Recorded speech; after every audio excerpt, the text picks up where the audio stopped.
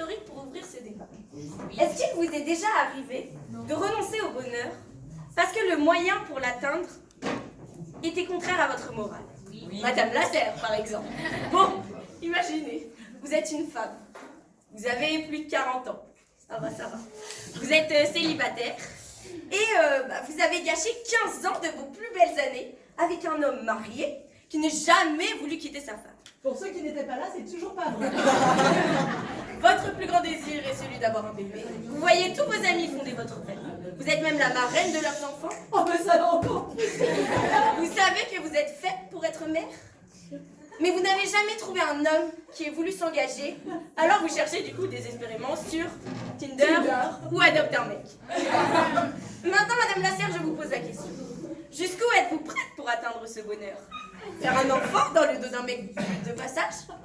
Se faire inséminer en Espagne avec le sperme d'un inconnu? Ou encore voler un bébé à la maternité? Vous n'avez toujours pas de réponse? Madame Teton, pas de réponse? Non. Toujours pas? Non, Vous êtes sûre? Oui. Certaine? Certaine. Ok, c'est bon. Alors, en deuxième exemple, donc dans les derniers romans de David Fuenquinos, deux sœurs qui s'appellent justement Mathilde tombe encore en dépression du coup, car elle s'est faite quitter par son amoureux du jour au lendemain. Dévastée, elle est recueillie par sa sœur Agathe, et qui occupe un petit appartement avec son mari Frédéric et leur fille Lily. Il suffira d'un rien, je dis bien d'un rien, pour que Mathilde retrouve son bonheur, c'est celui de pousser sa sœur du haut d'un balcon et de prendre sa place. Ce livre se termine par le crime commis par Mathilde, et cela lui permettra de la rendre heureuse. Mais il serait intéressant de la retrouver 10 ans plus tard pour savoir si elle est toujours heureuse. Je dis bien s'il est impossible de définir les conditions du bonheur parce que chaque chose ne nous rend pas forcément tous heureux, il est en revanche possible de définir le bonheur comme un sentiment de satisfaction durable. Dès lors, tous les moyens sont-ils bons pour être heureux? Être heureux. Bon, à moins d'être totalement masochiste, tout le monde aspire à être heureux. Et à chacun sa méthode d'ailleurs. Yoga, psy, petit bambou, sexe, alcool, argent, drogue, voire même les voyages en Grèce. Il y en a qui disent que pour être heureux, il faut apprendre la philosophie. Apparemment, cela rendrait moins bête et plus sage. Bon, en même temps, je n'en ai jamais fait, hein, donc j'attends la terminale pour être heureuse. Je suis en train de vous dire que tous les moyens sont bons pour être heureux. Mais est-ce vraiment le cas?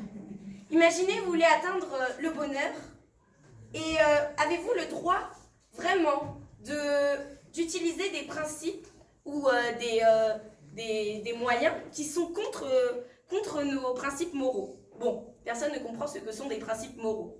Bien, c'est très simple. Tuer son ennemi, par exemple. Ah oui, les lanceurs de boulettes de PQ, hein, ils sont là. Hein. Tuer son ennemi, par exemple. Ok, vous êtes content, il est mort, bon, bah, il vous embêtera plus. Mais vous serez toujours hanté par l'horrible geste que vous avez fait et qui est contre votre morale. Et votre ennemi, même mort, vous emmerde encore. Alors, bon, après, si vous n'avez pas de problème avec le meurtre, hein, surtout, n'hésitez pas, lâchez-vous, défilez-vous. Alors là, festival. Mais le meurtre, quand même, c'est un petit peu contraire à la loi et aux droits de l'homme. Et vous risqueriez d'aller en prison à un endroit qui est très peu propice, enfin, je pense, au bonheur. Arrêtez d'utiliser les moyens illégaux pour atteindre le bonheur. Le viol ou le vol, par exemple.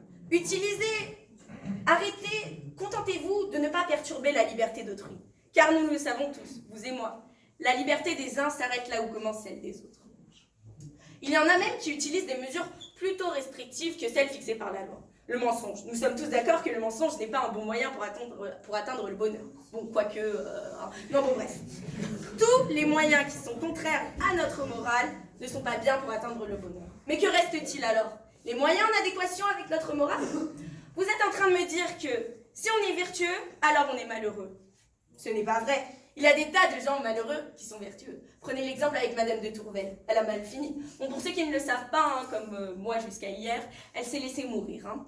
Donc franchement, je ne suis peut-être pas experte dans la matière, mais pour moi, un couple fidèle n'est pas forcément gage de bonheur. Enfin, de mon point de vue, ce n'est pas forcément lié. Un couple peut être heureux, tandis qu'un autre peut être malheureux.